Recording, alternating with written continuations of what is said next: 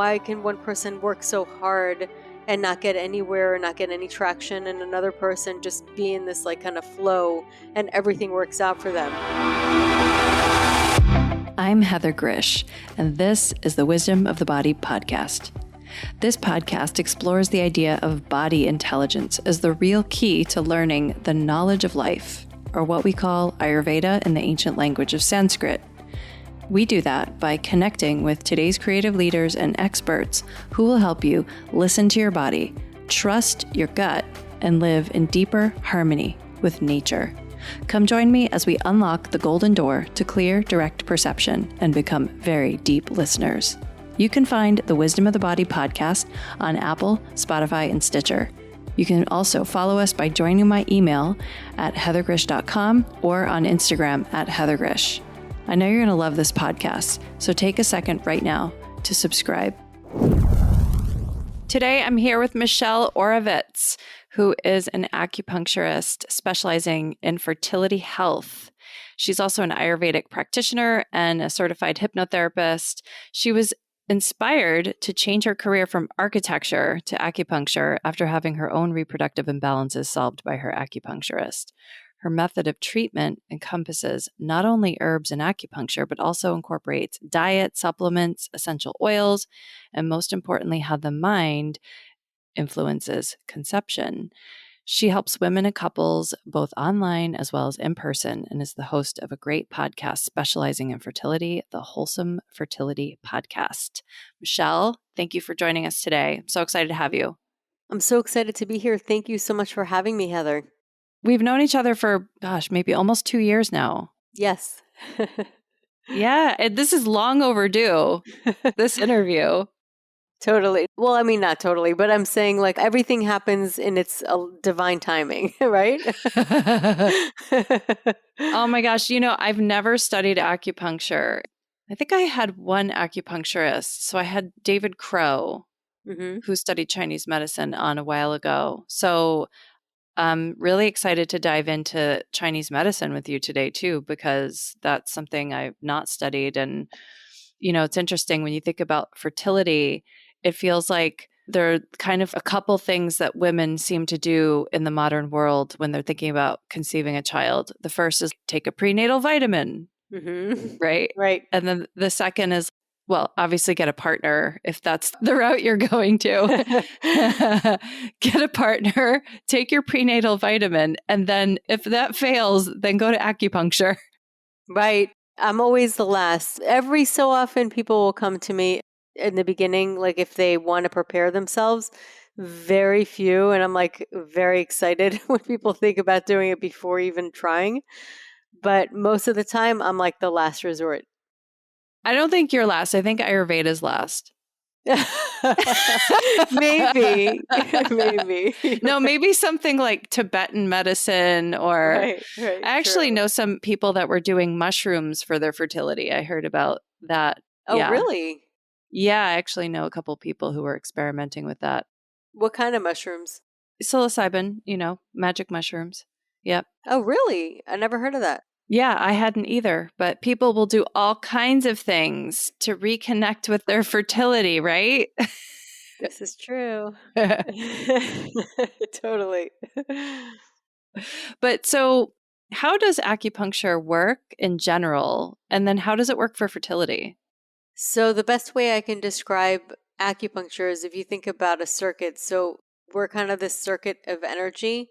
And really, Chinese medicine is what I do, which most practitioners do. And that encompasses two legs or two pillars. One is the herbal medicine and diet, and the other one is the acupuncture itself. So the acupuncture is more of like the mechanical, and you're activating, almost like jump starting our circuits within our body, which is the meridians. And some of them get stuck or blocked and they're not able to pass on the energy and the chi, similar to prana. I think chi and prana are the same thing, different culture. But the chi is very, very interesting because the chi is what really runs and gives our bodies energy and life. But it's not just energy. You can't really describe it as just energy. I do believe from the text that it also has oxygen It also has intelligence. It has warmth. I mean, there's so many different ways to describe it. And to be honest with you, words don't even do it justice because I think that it's so vast, it's beyond even words. There hasn't been a word that's come close to really describing it because words are man made, and this is way before even that. So it is very vast, it's very interesting, but it's basically the life force that gives us vitality in our bodies. Sometimes that energy can get stuck. So we work on really clearing those meridians, and every single point, the meridians go really deep into our bodies, into our organs, into every part of our body that needs life force. And every so often we'll come close to the surface, and those where the acupuncture points are. That's where we can actually access them. So it's still the same line that goes deep within our body, feeds our organs, feeds our bodies, but yet we have access to in certain spots in the body. And so that we're able to manipulate it with needles. You can also do acupressure, especially with little kids. You can actually use the pressure and they'll respond really quickly. And that is one of the ways to kind of jumpstart. So we do distal points. Sometimes points on the hand can impact the colon, all the different organs, even though it's not near it. But we also do local. So for fertility itself, we do a lot of points on the belly and the abdomen, the area where our pelvis is, and that helps to also stimulate blood flow. It also mounts an immune response because you have something foreign in your body that's going in, but it's also very controlled because it's clean and it's sanitary. So it basically mounts kind of like it wakes up the body to say, hey, what's going on there? Let me send some blood. And it awakens that aspect or that area of the body. So it improves blood flow in many different ways locally as well. It's really interesting. I've always wondered with the needling, I'm so glad you brought that up actually, that because you've studied Ayurveda too, you'll get this, like the quality of sharpness, right? So the quality of sharpness in Ayurveda is a quality of pitta. So do you see that the sharpness, because you mentioned kind of coming, Meaning with the needles? yeah, with the needles, because you're coming off this is a very technical question. Mm-hmm. But since you mentioned for the children, right, that you wouldn't necessarily always use needles on children, you would use pressure, which is softer, not as sharp, right? Because you don't have a needle that you're putting in.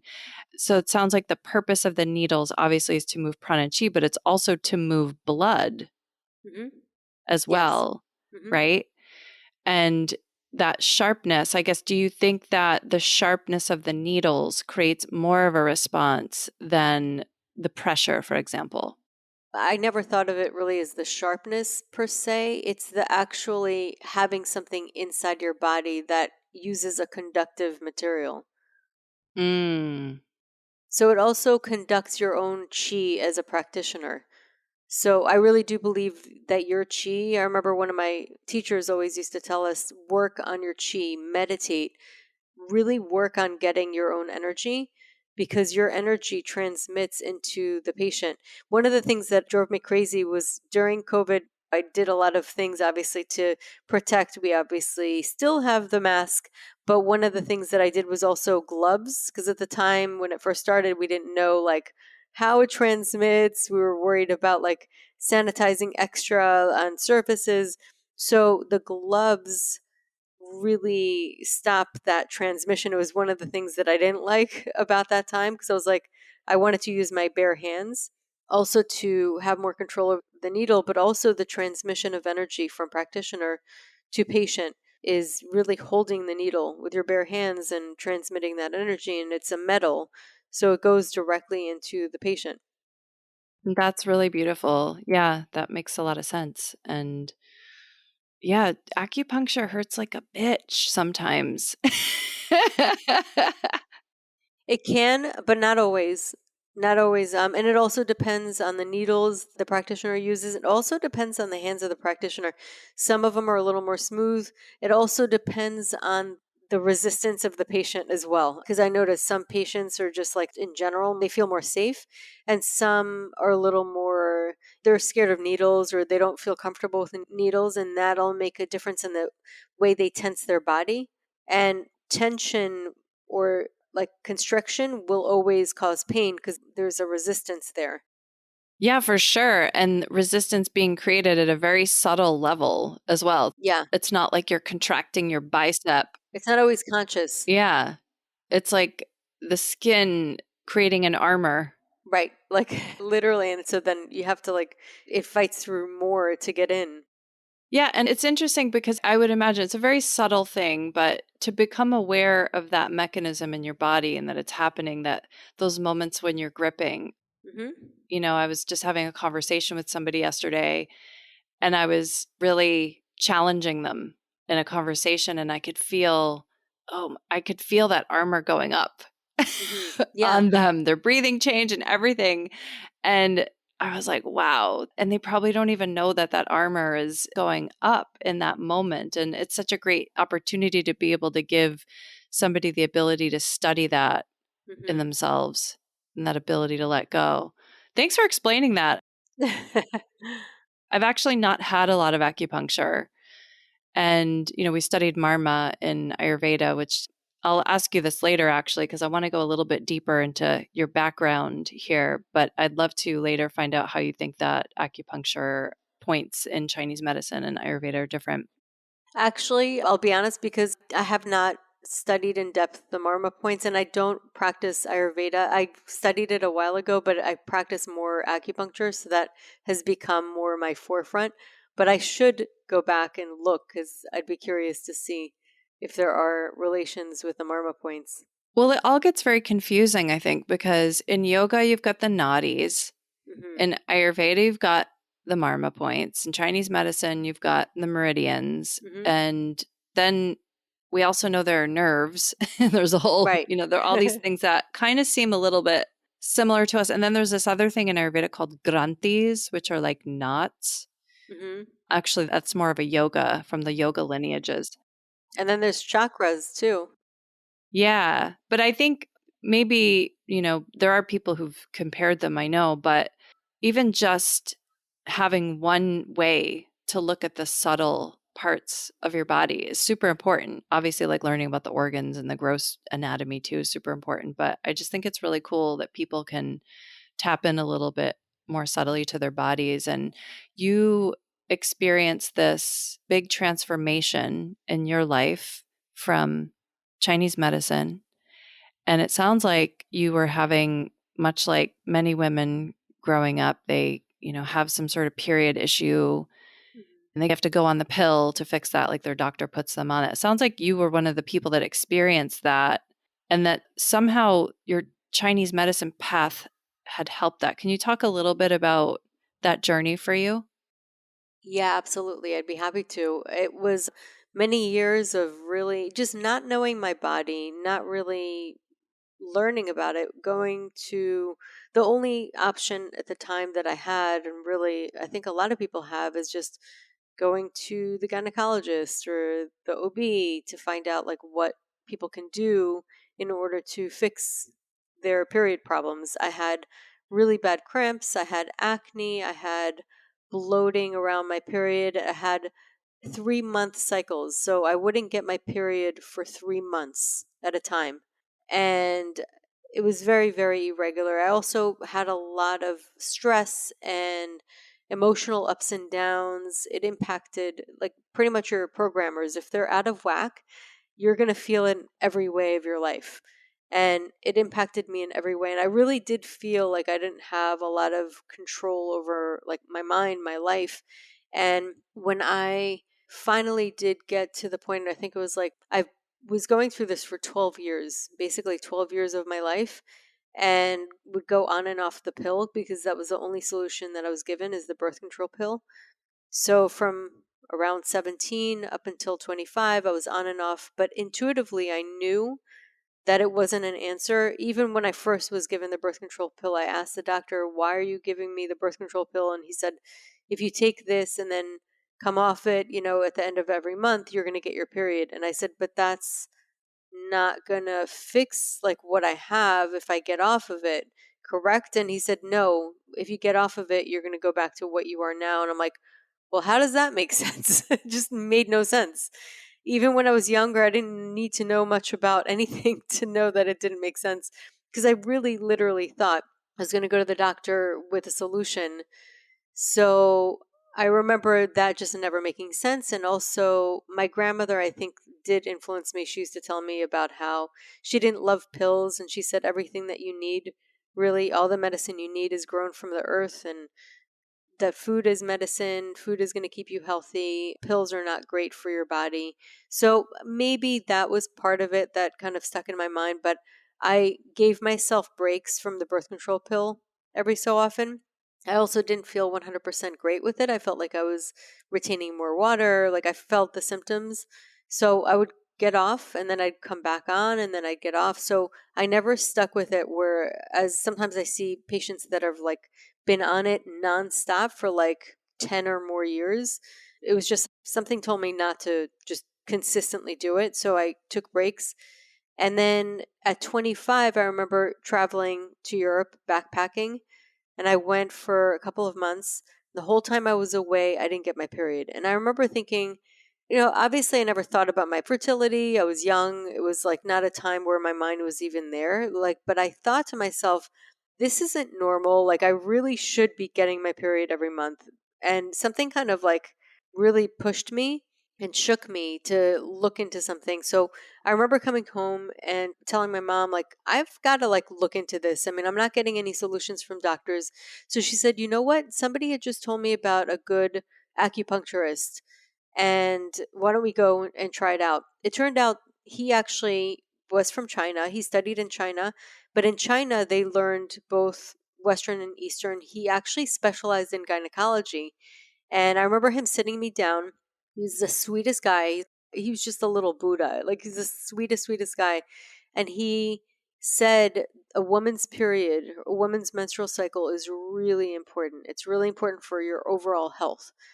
And I was like, okay, but I remember it kind of like struck me. And the day I came home from seeing him, I got my period. And he also gave me a bag of herbs. And I was like, it didn't come to him for like another 5 weeks because I was looking for a job. And I still got my period again a month later before even seeing him again. I remember that like blew me away. Now, I know now in practice that that's a very unusual quick response. Doesn't always happen that way. I think it was universe telling me you got to learn this stuff because it's amazing. And it totally changed my life. Not only did it change how I felt physically, like my period, but I also felt better. My skin cleared up. I also felt mentally more clear, and I felt like more control over my life. So that for sure impacted me. One of the things too that I started doing was mindset. I bought a book called The Power of the Subconscious Mind by Joseph Murphy. Changed my life completely. I know we're going to get into the mindset aspect of it, but it really is such an impactful and powerful part of it. But I do believe that getting to it energetically, because before that, I feel like I was a web of knots and I was like entangled with energy that was just not flowing directly where it was supposed to go. And I think that part of my healing process mentally, or getting the clarity to align in my life, started out by going to an acupuncturist, by having him release blockages in my body, gave me clarity on how to even direct my life, if that makes sense. Yes, it all makes sense. And what a powerful experience from, I think a lot of people experience this where I don't want to target doctors. This is not against doctors. This is about any healer that you go to that says, if you don't do this, the pattern is going to stay the same, right? So if you don't take this medication, you're going to keep having heartburn. If you don't take this medication, you're going to keep being depressed, whatever that is. And what happened in that moment, it sounds like, was a new possibility suddenly opened up. I mean, because when you make a decision to go to an alternative healer, I think any kind of alternative healer, you're kind of making a statement. Like, I think there's another possibility, Yeah. right? Absolutely. But interesting enough, I didn't even know about like once, but I didn't really know like what it can help. It's not realizing or knowing, but yeah, it's incredible once you do actually find it. And I love how you said he gave you the things to do, right? And you hadn't even started sort of taking the medicine yet, quote unquote, and the pattern stayed the next month. Hmm. That's a big transformation that happened for you like that. And I had a very similar experience with Dr. Shrestha, who I know you know, with my period. And I'm so happy people are hearing your story because they have to know that there are other possibilities for healing. And, obviously everything is changeable. The question is, how will it change? And we don't always know that, right? Right. That's an amazing story. So, this book that you bought, The Power of the Subconscious Mind, because there's so much personal development work that people are doing today around how to retrain themselves, right? There's Hmm. all this like hacking. There's a lot of conscious personal development going on where people are trying to reprogram themselves. And obviously, you can do that to access the subconscious mind. But I'm curious, what did you learn from that book that shifted you so much, The Power of the Subconscious Mind? You know what? The way the book was framed just from the beginning, where it said, why is one person so magnetic and the other person can't attract anything in their life? Why is one person so lucky, the other person not?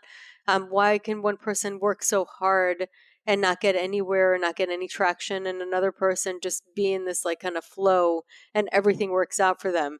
And I was like, oh my God, why is that? Like it opened up something within me. I'm like, it's true. Like, you can have a set of twins with the same genetics and one person gets so much more out of life than the other. Like, what is it about the two people? Like, it's not genetics, obviously, it's not where they grew up. Like, what is it? So he said it's really all about the subconscious mind, our inner beliefs, and how it's sort of this aspect of ourselves that is there to support us, but we don't know how to use it. We're not really actively utilizing this amazing wealth of source that we have. And in order to do that, because it's in the background, it's almost like changing hardware. There's a software and then there's a hardware. There's one aspect that we can directly get into contact with, and that's the conscious mind. So the conscious mind is actually meant to be the guard, and it's meant to be the one that directs the subconscious mind. But what happens is people don't really know how to utilize that. They just kind of go on autopilot and allow the habits or the limited beliefs to just keep going and perpetuating. And then we start to believe things about life based on our past. And then it just keeps repeating and affirming to us that that's just reality. That's just our life. That's how it's always going to be. And what he says is that in order to really change that is we create these affirmations and we write down like what it is that we truly do want. And the way the subconscious mind works is through repetition. In order to really like download that new software, we actually have to repeat over and over and over again. And that is how we get the subconscious mind to say, as you wish, and it will make it happen. It just makes it so. And it's interesting because unless you actually do it and try it out, the conscious mind is always going to be like, well, that just doesn't make sense. It just can't be that you can just make things happen. Reality is what reality is, and it just doesn't happen. But even if you hypnotize a person or get a bunch of different people in one room with the same exact situation happening, each person's going to perceive the situation differently because they're focusing on different things. And it's just that's the wiring that they have. But if you hypnotize them, like truly hypnotize them, you could probably get more details than they even realized existed at that moment. The subconscious mind picks up on everything, but the conscious mind or the patterns will connect to certain patterns or notice certain things. So, like something that really bothers one person won't bother another person. And they're like, it just doesn't affect them. Or somebody can say something very hurtful, and one person can get really impacted by it, and another person can be like, whatever, it doesn't really matter. It's not taking away my power. And so it's just this, we have a lot more control over it than we realize on our reality. And so I started to do these affirmations. And one of the things that I did was on the person was to marry, and I described his personality exactly, like, and I wrote it down. And I remember like really saying, like, I'm married to my soulmate, and I described him really specifically. And I say him because a month later I met my husband. So it was like things like that happened, and I was like, this is so cool. And I can't find the paper anywhere. I don't remember throwing it out that described him, so I have no idea how that happened, but it's mysterious. But It's imprinted in your mind. Don't worry. exactly, it's there. I do remember like most of what I said. And one of it is that he's hysterical. He's really funny. He's still funny to this day. So that was definitely on the list. But it's amazing. And then when I realized this, I was like, oh my God. And I literally have created a default for my mindset. And I used to get depressed. This is back in New York. I used to have moments of depression at certain times of the year. My mind defaults to positivity now, whereas before it defaulted to a more dull state sometimes. And it was very dependent on circumstances in order to be happy. And now I'm able to kind of make sense of things and kind of, I'm more organized in my mind, if that makes sense. But I've shifted and change that. And so I know that it's possible for others. And that's kind of what I implement in my teaching to others as well. A lot of people know that I got pregnant with my son on the first try and had him the year I turned 40. But a lot of people don't know that I first tried to get pregnant in my early 30s. The journey to motherhood was the most frustrating journey I have ever gone through. And that's what prompted me to write the book, The Ayurvedic Guide to Fertility, about the methods that ultimately helped me through that journey and helped me come out healthier, more aligned with nature, and frankly, more mystified on the other side of it. So if you're really stumped about the things that are within your power to change in your fertility and reproductive health, and you are curious about what you might be able to activate by getting more in touch with your body through the methods I used, then connect with me on Instagram, because there are definitely ways to go through the process in complete surrender. So find me on Instagram at Heather Grish. That's at Heather Grzych. And the way that you described your experience earlier in that state of, before kind of having this big transformation, the phrase that you said was that you felt like a web of knots. Yes. And can you talk a little bit about what that feels like, and then what it feels like to not have that web of knots anymore? So sometimes you'll kind of hear people talking with quantum physics and like certain, I guess, studies that they've done to kind of look at coherence in the heart. And there's like this coherence and organized energy that happens like with meditation, for example, where things start to organize, your energy starts to organize and get more clear. Where I felt completely the opposite when I was younger, where things were not organized. It was just a chaos. And it was like things that I've had growing up and impacts of like life and possibly genetics. I don't know what, but it was just a bunch of different things. And it felt very unorganized, and it felt like it reflected in my body. In Chinese medicine, we look at everything as a hologram, like your hand reflects your whole body, your ear reflects your whole body. Everything reflects each other in nature. And that's how I felt. I felt like it was just a big kind of tanglement. And when I started to little by little untangle, and sometimes you need a team, you need to attack it at every angle, like with the acupuncture, then I started meditating, and there were a lot of different pieces that helped untangle me, so to speak. And it's the best way I can describe it. It just created a more clear state of mind, where I felt not only more clear about like decision making, but I was also more clear on what aligned in my life. And that's when I changed my career from architecture to Ayurveda, then acupuncture. Okay, I wanted to talk about that because it's so fascinating to hear about how people experience their bodies. Thanks for explaining that feeling of tanglement. And I'm sure Yeah. there's someone listening right now who could relate to that Yeah. feeling. I have other feelings that are pronounced for me, but tanglement, I would imagine there's a fair amount of people that feel that. Okay. So you are healed by a Chinese medicine doctor. You're in architecture. And why didn't you not initially go straight to Chinese medicine if that was like this really revolutionizing thing for you? Why did you end up going through Ayurveda first? I was back and forth, but then I was reading, I thought Ayurveda was really interesting and it was something that I read about in Yoga Journal. I was like, ooh, what's that? And there happened to be a school. It was like easier, I guess, to do. It was not as in depth. I think it was 4 years at the time to do acupuncture. But I was also very intrigued with Ayurveda. So I was like, oh, let me look into this. There was something about it. It had like a very feminine energy. And I still feel like it's a little bit, has more of a feminine mother energy. And acupuncture is like a little more clinical to me. And it was just something that I was drawn to. And it was something that I stumbled upon. But I'm happy it worked out the way it did because it taught me so much. And that's where I learned a lot about essential oils as well, utilizing it because my teacher happened to really be strong on that. That was one of her specialties, one of the things that she had a big focus on. And it was a great experience.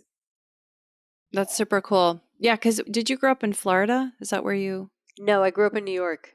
Okay, so there was an Ayurveda school near you in New York? No, no, no. We moved to Florida. Sorry. I was working in New York and then my husband finished his residency. We moved to Florida. And that's when I started looking into different schools and I was like, ooh, that's interesting. They have a certification or like a program. So I signed up. Yeah, that makes sense. Okay, so was it hard leaving your old career? I mean, because I went through the same thing where I had a whole career before I went back to school to study Ayurveda. Yeah. And it was really hard for me to leave because I was making so much money and I had a really financially very good job. Yeah. I mean, that would have definitely been hard, but thank God my husband at the time finished his residency. The timing was perfect because he started working. And so we were able to afford it. We were renting a small place and it was before kids and it just kind of really worked out. So luckily that aspect of it was easy. The hardest part was really the social pressure, having to tell my parents and then people saying, "Well, why are you changing your career?" Almost looking at me like with their head tilted. And, because it was early on, almost thinking like, oh, she can't commit to anything. You could feel almost that judgment or the questioning from family members. It was mostly family members that I felt it with. And that was the hardest part for me. And kind of believing that I'm doing the right decision. I'm not like throwing away a career, because those are the kind of questions like, you worked so hard to get to this place and blah, blah, blah, blah. Are you sure you want to like throw it away? I mean, these are literally the questions. And it was like really hard to kind of face, but I knew absolutely with certainty that's what I wanted to do. It was just kind of like the having to experience the questioning and that kind of thing. That was the hardest part for me. Yeah. Yeah. It's so hard, I think, when we're doing something that we feel is not a quote unquote normal thing or an expected thing. And obviously, Yes. there's some like parental stuff involved in that. But I think there's also some societal stuff because I remember Mhm. when I left the corporate world to study Ayurveda, I was like, I'm going to study something that no one can pronounce. Mhm. Yep. Yeah, totally. My parents actually thought I joined a cult. I've mentioned this before on the podcast. And my dad called me one day when I was away at school and said he was going to drive cross country and rescue me from the cult that I was in. It's a good cult. Listen, if there's any cult to be in, you picked the right one. I'm like sitting here outside in nature. I'm like, whatever. I just didn't have cell phone reception. That's why I didn't get back to you. I wasn't like taken and they didn't take my phone away. Right. It's great. Yeah. So I really get that. And obviously, acupuncture now is such a part of the fabric Yeah. of the healing and also the medical culture now. There are a lot of Yeah. doctors that are getting dual trained in acupuncture in their integrated practices, and people are trying to bring it into hospitals. And obviously, it's way more in China where it's more integrated. But here, a lot now, it seems. Yeah, it's become a lot more mainstream and accepted and also understood and to some degree studied. It's hard to study. It's a hard thing to study because of if you do you can't really do sham acupuncture needles or points, which is what they do for studies, because every needle, even if it's not exactly on a point, can help. Yeah, it's really hard to study, and it doesn't mean it doesn't work though, Yeah. because clearly people are really getting something from it. And yeah, so being in the fertility space and seeing people who are having trouble conceiving, having difficulty with their, I'm just assuming that this is the types of problems that people are coming with, Mhm. having troubles with their periods and having a hard time conceiving, or maybe retaining a baby and, miscarriages and things like that. What would you say are some of the top reasons that you think people are actually having difficulty having kids from the Chinese medicine perspective these days? So it really is such a hard question to answer. And I know I've asked questions like this on my podcast as well, but it is such a tough question to answer. But I guess the short answer is imbalance. It's just the reproductive, because there's so many different patterns and aspects, which include toxins, environmental toxins. We talked about this that can impact reproductive health, and lifestyle habits, food, diet, just so many things. But really, what it comes down to, really at the core, is imbalance. The reproductive health of a person reflects their overall health. If their overall health is not in balance, and they're getting either bombarded with external toxins, or they're over exercising or overeating, under exercising, whatever it is that they're doing that's not in balance, not getting the right sleep, it's going to impact their body's overall well-being and vitality, and that in turn is going to impact their reproductive health. Yeah, it's a big deal, because the more people are experiencing it, and it's really challenging. And yeah, but this mind part that you brought up too, Hmm. talk about, obviously, you've had this very felt sense in your body of how your mind was affecting your periods way Hmm. back when, Yeah. right? Hmm. So, how do you think the mind is influencing something like conception? So the mind can influence the body overall. When we have stress in our life, we literally constrict and harden our muscles, we harden just even our vessels, everything starts to constrict. And we're literally I feel like it's sometimes as if it gets severe, choking ourselves from within. And it really impacts our bodies. Our minds and our bodies are not two separate entities, they're actually part of a whole. So our minds can impact our sleep, which impact our hormones. It's kind of like this cascade effect. And identifications is a big one. You go to the doctor, I could have gone. I mean, I think that I was they probably could have diagnosed me with PCOS. I've had a lot of my patients go and they're like, I was diagnosed with PCOS. They told me I'm probably going to have infertility issues. So they get this labels. They leave with labels. And that label in the mind, that identification and belief about the body, can also impact how the body's going to respond. We know the placebo effect is very real. What we believe about ourselves is going to impact how our bodies respond. And even pain medication, given a saline, you've had these kind of experiments done where people's pain went down because their bodies were able to give them endorphins and basically something similar to morphine, opioids, natural opioids, to decrease pain. Our bodies are able to do so much. It's unbelievable through our minds and beliefs. And also, there was an experiment done on athletes. So there were three groups. One group didn't do anything, that was a control group. One group just imagined practicing every day for 30 minutes, a particular type of sport.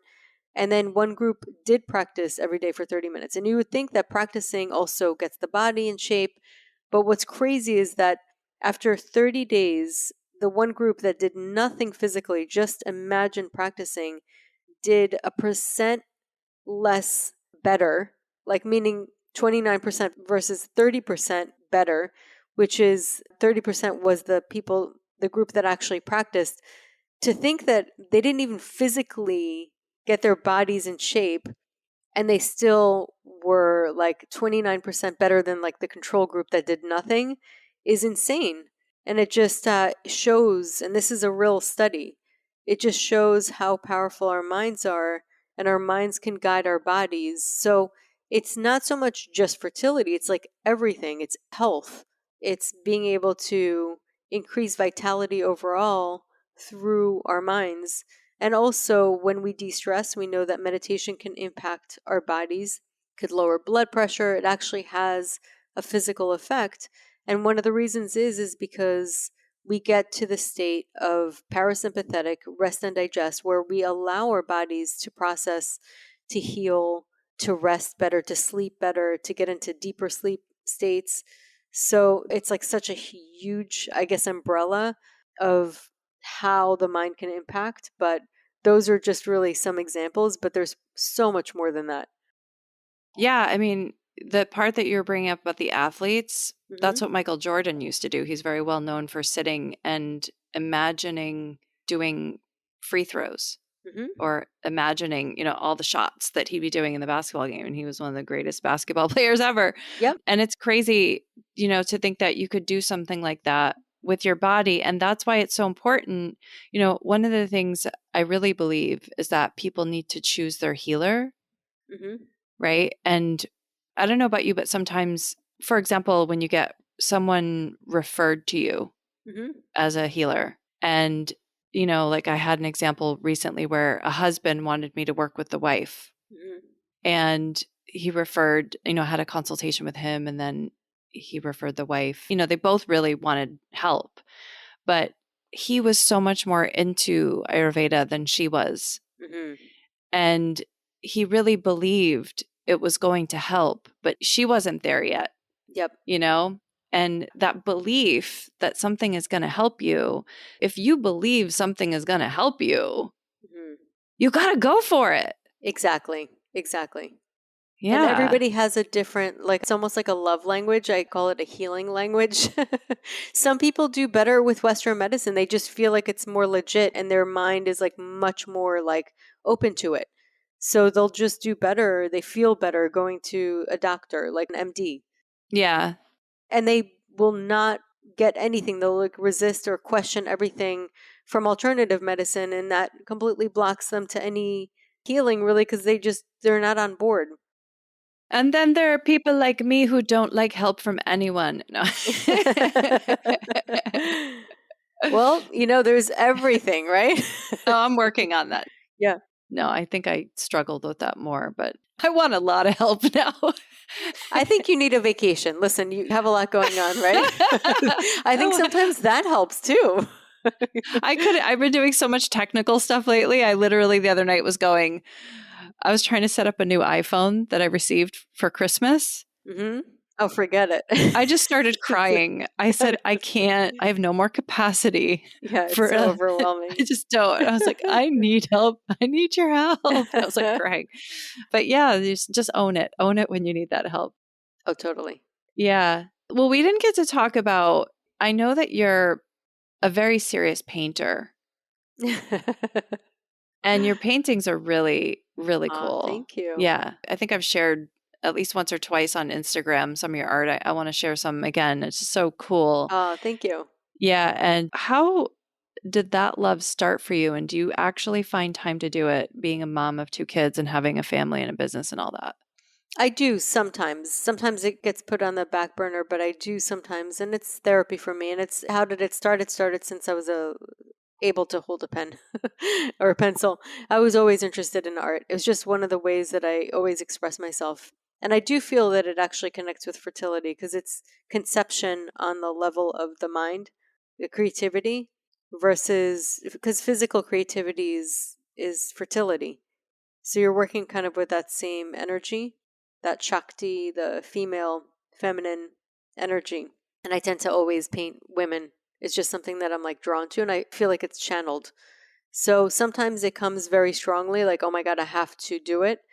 And I feel like it's like something wants to come through, literally, that's calling me to do it. And so I'll find time to paint. And I just kind of, it happens. But again, it isn't something that I can do all the time. It has to be sometimes. And sometimes I'll do it with my kids because they also have our projects. So we'll put music on and get into our own little creative free time. I can't wait to see what little artists your kids end up as because Oh, my older one exceeds me. I'll have to send you pictures. She's just out of this world. She's she's in 11th grade now and she's in art school. She's so good. I'm like, wow, I love it. Yeah, it's like, the seed that you plant and then you see where somebody else takes it is just one of the most rewarding things in it life really to is. Yeah. experience and the joy of seeing how that grew and the wonderment of it, right? Yeah, it's incredible. It wows me. And I'm like, wow, like I'm an artist, but her level of art is just incredible, like so amazing. So that's very cool. It's to see your own offspring like really do so well. And the level of talent is really fun. Well, you're pretty awesome, Michelle. And You this has too, been Heather. super fun. Okay, last question. Well, second to Yeah. last question is what does the wisdom of the body mean to you? The wisdom of the body is so vast and it is this endless source of knowledge because I feel like the body always speaks to us and the body is how we get guided because that's how we process emotions and that's how our body tells us when something's off. We feel it in a gut feeling. So I hope that answers the question in simplicity, but the wisdom of the body to me is this vast, amazing potential to guide us in our life. Whew. It's a long-winded one. Oh, yeah.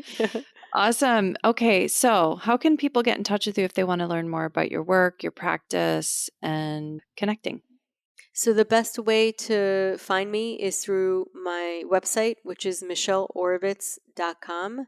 And my Instagram, I'm pretty active there of all social media, and it's at the Wholesome Lotus Fertility.